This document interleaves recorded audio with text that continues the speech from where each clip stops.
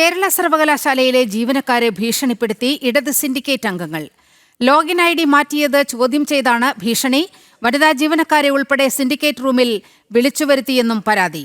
File നീക്കത്തിനുള്ള login ID മാറ്റിയത് ചോദ്യം ചെയ്തുകൊണ്ടാണ് ഭീഷണിപ്പെടുത്തിയത്. അനധികൃതമായി സിൻഡിക്കേറ്റ് മുറിയിൽ വിളിച്ചുവരുത്തുകയായിരുന്നു. IT ഡിപ്പാർട്ട്മെന്റ് ജീവനക്കാരെയാണ് വിളിച്ചുവരുത്തിയത്. കോൺഗ്രസ് അനുകൂല സംഘടനാ ജീവനക്കാരാണ് സർവകലാശാലയിൽ ബഹളം വെച്ചത്. CPM അംഗങ്ങളായ മുരളീധരനും ഷിജു ഖാനുമാണ് ജീവനക്കാരെ വിളിച്ചുവരുത്തിയതെന്ന വിവരവും പുറത്തുവരുന്നുണ്ട്. അഡ്മിനിസ്ട്രേഷൻ കുറച്ച് ഡി ആർമാരെ നേരിട്ട് വിളിക്കുകയും ലോഗിൻ ഐഡിയുമായിട്ട് ബന്ധപ്പെട്ട വിഷയം ബഹുമാനപ്പെട്ട VC 2 ദിവസം മുൻപ് കൃത്യമായ നിർദ്ദേശം എല്ലാ ഉന്നത ഉദ്യോഗസ്ഥർക്കും നൽകിയിരുന്നു. യൂണിവേഴ്സിറ്റിയുടെ സുഗമമായ നടത്തിപ്പിന് വേണ്ടിയിട്ട് അദ്ദേഹം നൽകിയ നിർദ്ദേശങ്ങൾ അതുപോലെ പാലിക്കുകയായിരുന്നു കഴിഞ്ഞ ദിവസങ്ങളിൽ നമ്മുടെ ജീവനക്കാർ, ബഹുമാനപ്പെട്ട ഉന്നത ഉദ്യോഗസ്ഥർ, ഡി ആർമാരും ഉൾപ്പെടെ ചെയ്തത്.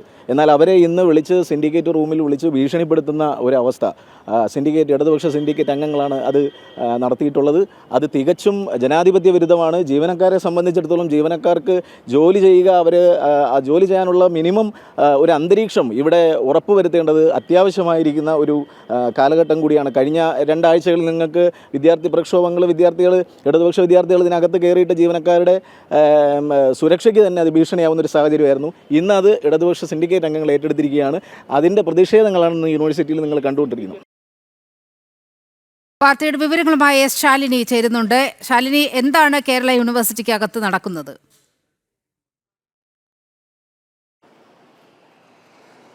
നീലിമ, കഴിഞ്ഞ കുറേ ദിവസങ്ങളായി SFIയുടെ പ്രതിഷേധ സമരങ്ങൾ VCA യൂണിവേഴ്സിറ്റിയിലേക്ക് എത്താനും അവിടേക്ക് അകത്തേക്ക് പ്രവേശിക്കാനും ഒക്കെ കഴിയാത്ത രീതിയിലുള്ള പ്രതിഷേധങ്ങൾ.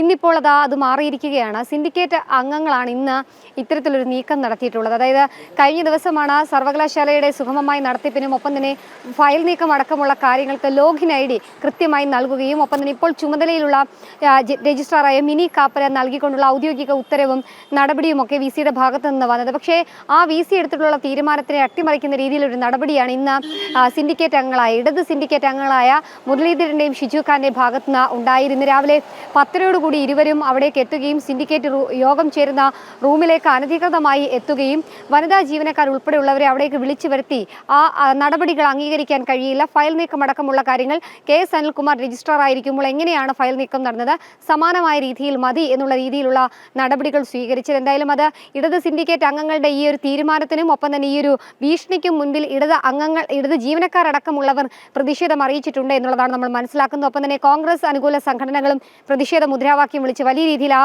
യോഗത്തിൽ നിന്ന് അല്ലെങ്കിൽ ആ വിളിച്ചുകൂട്ടലിൽ നിന്നും ഭീഷണിയിൽ നിന്നും ഇറങ്ങിപ്പോകുന്ന ഒരു സാഹചര്യമുണ്ട്. തൊട്ടു പിന്നാലെ തന്നെയാണ് എംപ്ലോയി സംഘ ജീവനക്കാരും ഇതിൽ ശക്തമായ പ്രതിഷേധം അറിയിച്ചിട്ടുണ്ട്. അവരാണ് ഇപ്പോൾ പ്രതികരിച്ചിട്ടുണ്ടായിരുന്നത്.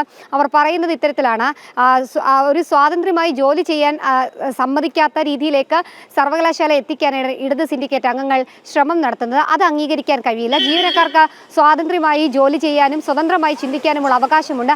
അത് അട്ടിമറിക്കാൻ അനുവദിക്കില്ല. അതുകൊണ്ട് തന്നെ VCക്കും ഗവർണർക്കും ഇവർ പരാതി നൽകിയിരിക്കുകയാണ്. വരും ദിവസങ്ങളിലും ഇത്തരത്തിലൊരു നീക്കം ഇടത് സിൻഡിക്കേറ്റ് അംഗങ്ങളുടെ ഭാഗത്തു നിന്നോ സർക്കാരിന്റെ ഭാഗത്തു നിന്നോ ഉണ്ടാവുകയാണെങ്കിൽ അതിനെ ശക്തമായി പ്രതിരോധിക്കുമെന്നുള്ളതാണ് എംപ്ലോയി സംഘ ജീവനക്കാർ വ്യക്തമാക്കിയിട്ടുള്ളത്.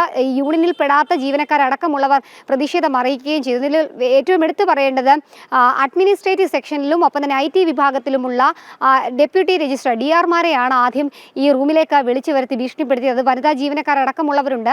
അവർ പ്രതിഷേധം അറിയിച്ചതോടുകൂടി മറ്റ് ജീവനക്കാരെ കൂടി അവിടെ എത്തിച്ച് അവരുടെ ഒരു നിർബന്ധിതമായിട്ടുള്ളൊരു ഭീഷണി ഉണ്ടാവുകയായിരുന്നു. എന്തായാലും ഭീഷണിക്ക് ജീവനക്കാർ വഴങ്ങിയിട്ടില്ല എന്നുള്ളതാണ് നമ്മൾ മനസ്സിലാക്കുന്നത്.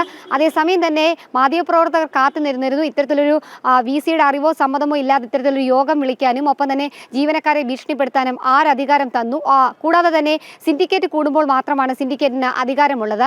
അപ്പോൾ സിൻഡിക്കേറ്റ് ചേരാത്ത ഈ ഒരു സമയത്ത് എന്തിൻ്റെ അധികാരത്തിലാണ് ഇരുവരും അവിടെ എത്തി സിൻഡിക്കേറ്റിൻ്റെ റൂം കയ്യേറിയത്, അവിടെ ഇത്തരത്തിലൊരു അനധികൃതമായിട്ടുള്ള ചർച്ചകൾ നടത്തിയത് എന്നടക്കമുള്ള കാര്യങ്ങളിൽ പ്രതികരണവും നൽകിയിട്ടില്ല. എന്തായാലും മാധ്യമങ്ങൾ ചോദിക്കാൻ തയ്യാറായി നിന്നിരുന്നു. പക്ഷേ പിൻവാതിലിലൂടെ ഷിജു ഖാനും മുരളീധരനും പോയ സാഹചര്യമായിരുന്നു ഉണ്ടായിട്ടുള്ളത്. എന്തായാലും വിഷയത്തിൽ VC കൂടി ഇടപെടുമെന്നുള്ളതിൽ സംശയമില്ല. VC നിലവിൽ സ്ഥലത്തില്ല. VC ഇല്ലാത്ത സമയം നോക്കിയാണ് ഇടത് സിൻഡിക്കേറ്റ് അംഗങ്ങൾ ഈ ഇടപെടൽ നടത്തിയിട്ടുള്ളത്. എന്തായാലും അതിൽ VCയുടെ നിർണായക ഇടപെടൽ കൂടി ഇനി വരും. അത് ഈ വിഷയത്തിൽ വലിയ രീതിയിൽ ചർച്ചയാകും എന്നുള്ളതിൽ സംശയമില്ല. പ്രത്യേകിച്ച് കോടതിയിലടക്കം നിൽക്കുന്ന സാഹചര്യം, കോടതിയിലടക്കം വിഷയം കൈകാര്യം ചെയ്യുന്ന ഒരു സാഹചര്യത്തിൽ ഇത്തരത്തിൽ ഇടത് നേതാക്കൾ നടത്തിയ, ഇടത് സിൻഡിക്കേറ്റ് അംഗങ്ങൾ നടത്തിയ ഈ